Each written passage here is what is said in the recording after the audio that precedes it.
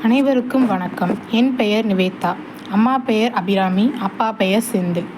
நான் இன்று கூறவிருப்பது அகலிகையின் வரலாறு கதை. திருப்பார்கடலில் அசுரர்களும் தேவர்களும் அமிர்தம் வேண்டி கடைந்தபோது திருப்பார்கடலிலிருந்து தோன்றிய பேரழகி கன்னிதான் அகலிகை. அந்த பேரழகி அகலிகையை கண்டவுடன் இந்திரன் திருமணம் செய்ய விரும்புகிறான். அதே சமயம் கௌதம முனிவரும் அகலிகையை திருமணம் செய்ய விரும்புகிறார். இருவரும் பிரம்மதர்மனிடம் சென்று தங்களது விருப்பத்தினை கூறினர்.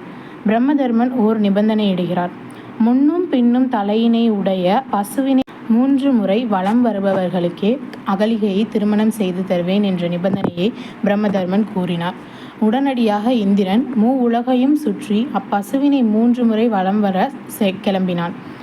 கௌதம முனிவர் எல்லாம் ஈசனிட்ட வழி என்று தவம் மேற்கொள்கிறார்.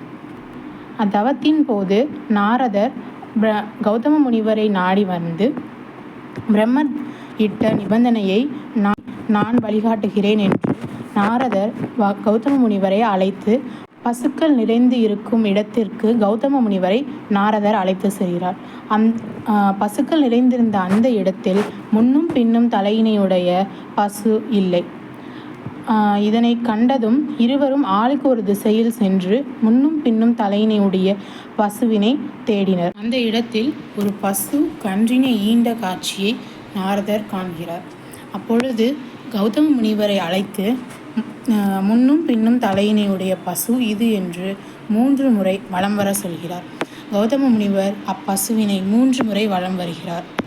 3 முறை வலம் வந்தவுடன் பிரம்மதர்மனை தேடி இருவரும் சென்று நான் 3 முறை முன்னும் பின்னும் தலையினையுடைய பசுவை வலம் வந்தேன் என்று கௌதம முனிவர் கூறியவுடன் கௌதம முனிவருக்கு அகலிகையை திருமணம் செய்ய பிரம்மதர்மன் ஏற்பாடு செய்கிறார். அனைத்து சடங்கு சம்பிரதாயங்களுடன் கௌதம முனிவருக்கும் அகலிகைக்கும் திருமண ஏற்பாடு நடைபெறுகின்றது. உலகையும் சுற்றி இந்திரன் அவ்விடத்திற்கு வந்து கௌதம முனிவருக்கும் அகலிகைக்கும் நடந்த திருமணத்தை கண்டு பெரும் கோபம் கொள்கிறான். பெரும் கோபத்துடன் இந்திரன் செல்கிறான். கௌதம முனிவரின் குடிசையில் கௌதம முனிவரும் அகலிகையும் சாதுவான வாழ்க்கையை வாழ்ந்து வருகின்றனர். இந்த சமயத்தில் இந்திரன் பெரும் கோபம் கொண்டு சந்திரனிடம் உதவியை நாடினான். அதிகாலை 4 மணி அளவில் நீ சேவலாக மாறிய குடிசை அருகில் போய் கூவ வேண்டும் என்று சந்திரனிடம் உதவியை கேட்டான். மறுநாள் விடிந்தது. அதிகாலை 4 மணி அளவில் சந்திரன் சேவலாக வந்து கூவினான். முனிவர் விடிந்ததாக எண்ணி கமண்டலத்தை எடுத்து கங்கை நதிக்கரைக்கு செல்கிறார். இந்த சமயத்தில் இந்திரன் கௌதம முனிவரின் வேடமிட்டு அகலிகை இருக்கும் குடிசைக்கு செல்கிறார். அகலிகை பெரும் இருட்டில் தன் கணவன்தான் என்று எண்ணி உள்ளே அழைக்கிறார். கங்கை நதிக்கரைக்கு சென்ற முனிவர் பெரும் இருட்டினை கண்டு அச்சம் கொண்டு ஏதோ தவறு நடக்க இருக்கிறது என்பதை எண்ணி குடிசைக்கு திரும்பினான். அக்குடிசையில் அகலிகையும் இந்திரனும் ஒன்றாக இருப்பதை கண்டு கோபம் கொண்டு இருவரையும் வெளியில் இழுத்து இருவருக்கும் சாபமிடுகிறான்.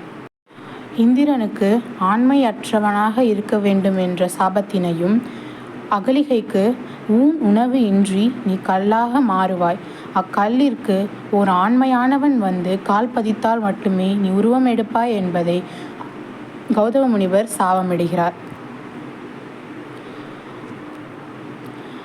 அகலிகை உணவு இன்றி கல்லாக மாறினாள். அந்த சமயத்தில் ராமர் வளர்ந்து காட்டிற்கு வித்தைகளை கற்க விஸ்வாமித்ர முனிவருடன் வந்தார். அப்போது சுற்றிலும் கற்களாக இருந்தன. ஆனால் அங்குள்ள அனைத்து கற்களும் தூசிகளாக இருந்தன. ஆனால் அகலிகை கல்லில் மட்டும் துளசி ஒன்று முளைத்திருந்தது. அப்போது ராமர் கூறினார், எந்த ஒரு தூய்மையான இடத்தில் மட்டுமே துளசி ஆனது முளைக்கும் என்பதை. இதனை கண்டு விஸ்வாமித்திரர் உனது காலினை அக்கல்லின் மேல் பதித்து வா என்று கூறினார்.